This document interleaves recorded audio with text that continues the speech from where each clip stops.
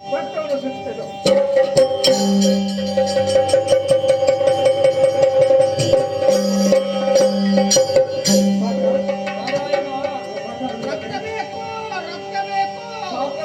ರಕ್ತ ಬೇಕು, ಇನ್ನೂ ರಕ್ತ ಸಾಕಾಗುವುದಿಲ್ಲ, ರಕ್ತ ಬೇಕು. ಸ್ವಸ್ಥ ಹೊಂದದೆ ವೃಂದ ಶಿವನ ಸೆಳೆಯುತ್ತಿರಲು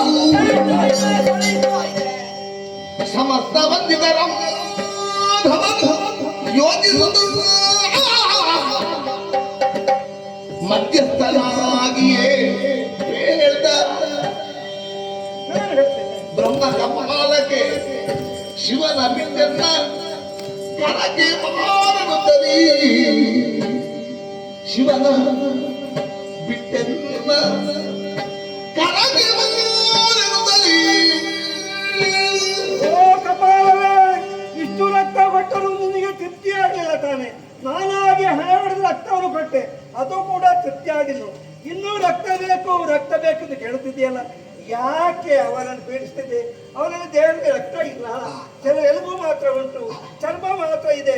ಅವನನ್ನು ಪೀಡಿಸಿದ ರಕ್ತ ಇರುವುದಕ್ಕೆ ಹೇಗೆ? ಆವಾಗ ಯೋಚನೆ ಬೇಕಾ? ಇಗೋ ಕಷ್ಟಪುಷ್ಟಿಯಾಗಿ ಬೆಳೆದಿದ್ದೇನೆ, ನನ್ನ ದೇಹದಲ್ಲಿ ಬೇಕಾದಷ್ಟು ರಕ್ತ ಉಂಟು, ನನ್ನ ರಕ್ತವನ್ನೇ ನಿನಗೆ ಕೊಡ್ತೇನೆ. ಯಾಕೆ ಕೊಡ್ತೇನೆ? ನನ್ನ ಕೈ ತಲೆ ಕೈಗೆ ಬಾ, ನನ್ನ ಕೈ.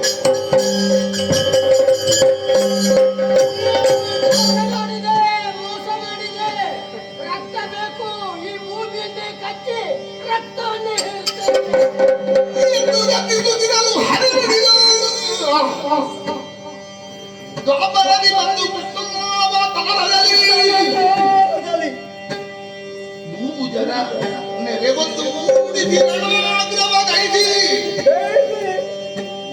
ರಕ್ತ ಮಾಂಸವ ಸುರಿಸಿ ತೃಪ್ತಿ ಸುಖವೆನು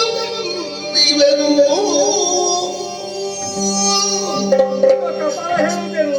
ನನ್ನನ್ನು ಮೋಸ ಮಾಡಿದ್ದೆ, ನನ್ನನ್ನು ಮೋಸ ಮಾಡಿ ಈ ವಂಚನೆ ಮಾಡಿದ್ದೇನ? ನನ್ನ ಕೈಗೆ ಬಾಯಿದ್ದು ಕೈ ತಪ್ಪಿಸಿದ್ದೇನೆ, ನನ್ನ ಕೆಳಗೆ ಬಿಸಿದ್ದೇನೆ. ರಕ್ತ ಬೇಕು ಎಂದು ಒಬ್ಬ ಹೇಳುತ್ತಿದ್ದೇನ? ಹೇ ಕಪಾಲವೇ, ಈ ಬಗ್ಗೆ ಯೋಚನೆ ಮಾಡಬೇಡ. ನನಗೆ ಬೇಕಾದಷ್ಟು ರಕ್ತ ಕೊಟ್ಟು ಸಿದ್ಧರಾಗಿದೆ. ದ್ವಾಪರ ಯುಗದಲ್ಲಿ ಕ್ಷತ್ರಿಯರಿಗೂ ಅವರಿಗೆ ಯುದ್ಧವಾಗುವುದು ಕೊಟ್ಟು ಧರ್ಮವನ್ನು ಉದ್ಧರಿಸುವುದಕ್ಕಾಗಿ ಅಧರ್ಮವನ್ನು ನಾಶಗೊಳಿಸುವುದಕ್ಕಾಗಿ ಆ ಸಮಯದಲ್ಲಿ ಬೇಕಾದಷ್ಟು ಯುದ್ಧವಾದಾಗ ರಕ್ತವು ನಿನಗೆ ಬೇಕಾದಷ್ಟು ಸಿಗುವುದಕ್ಕೂ ಆ ತನಕ ಕುರುಕ್ಷೇತ್ರದಲ್ಲಿ ಮೇಲ್ಮುಖವಾಗಿ ಇದ್ದುಕೋ, ರಕ್ತವನ್ನು ಕೊಡ್ತೇನೆ.